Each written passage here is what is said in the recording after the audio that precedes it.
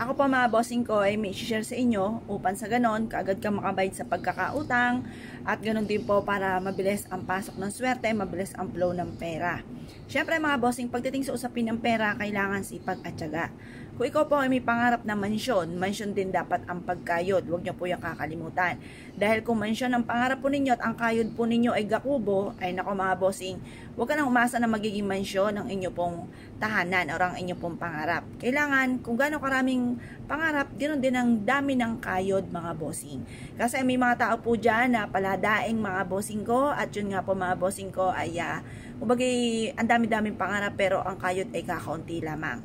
Ngayon po mga bossing, basta lagi niyo po tatandaan, kung maraming pangarap, marami rin po mga bossing ko ang pagkayod. Gagamitan po natin ito ng pampaswerte mga bossing ko sa pamamagitan ng 1,000 pesos. Or kaya po mga bossing, gamitan nyo po ito ng pera na hindi nyo talaga magagastos. Dahil gagamit lang po tayo ng pang-attract ng swerte, lalo na sa pera. Pero ang sabi nga po nila, para daw po mas mabilis ang pasok ng pera, ay mas mainam ang gagamitin natin mga bossing ko ay yung pong pinakamataas na antas ng pera. Kagaya po nitong 1,000 natin mga bossing. Ito yung pinakamataas na antas po natin ng pera. Gagamitin po natin ito upang sa ganon maka-attract tayo ng pera. Ganito lang po inyo pong gagawin. Humanap ka sa gawing silangan ng mga bandang alas 7 ng umaga.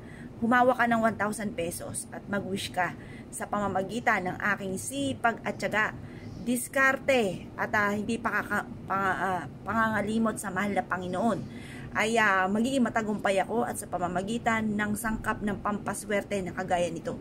Ako ay yamat magiging matagumpay, makakamit ko lahat ng aking mga pinapangarap.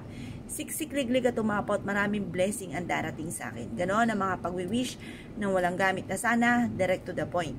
Pagkatapos i-wish nyo na lahat, halimbawa magkaroon ako ng malaking bahay, magkaroon ako ng magagarang sasakyan, magkaroon ako ng napakaraming pera, magkaroon ako ng negosyo, ito ang pinaka-the best para sa akin. Magkaroon ako ng negosyo na dito na ako yayaman. Yan ang pinaka-the best. Kasi yung mga pagtama-tama, maaaring di ka marunong mawak ng pera, yan ay mabilis ding mauubos.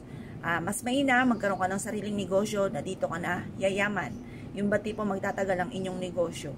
Pagtapos po niyan, ibilad ito hanggang alas 8 ng sa sinag ng araw at pagtapos tupiin at ilagay nyo po ito mga bossing ko sa ilalim ng inyo pong unan. At ito po mga bossing ko, unanin nyo po sa loob ng isang buwan. Ewan ko na lamang kung hindi po.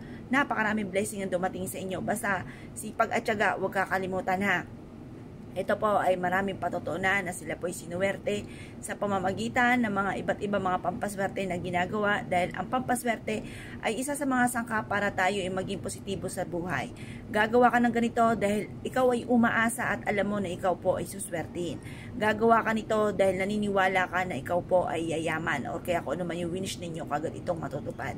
Ngayon pa mga bossing, basta kapag kayo gumawa ng ganito, kailangan i-mindset nyo na simula na ito ng tagumpay po ninyo.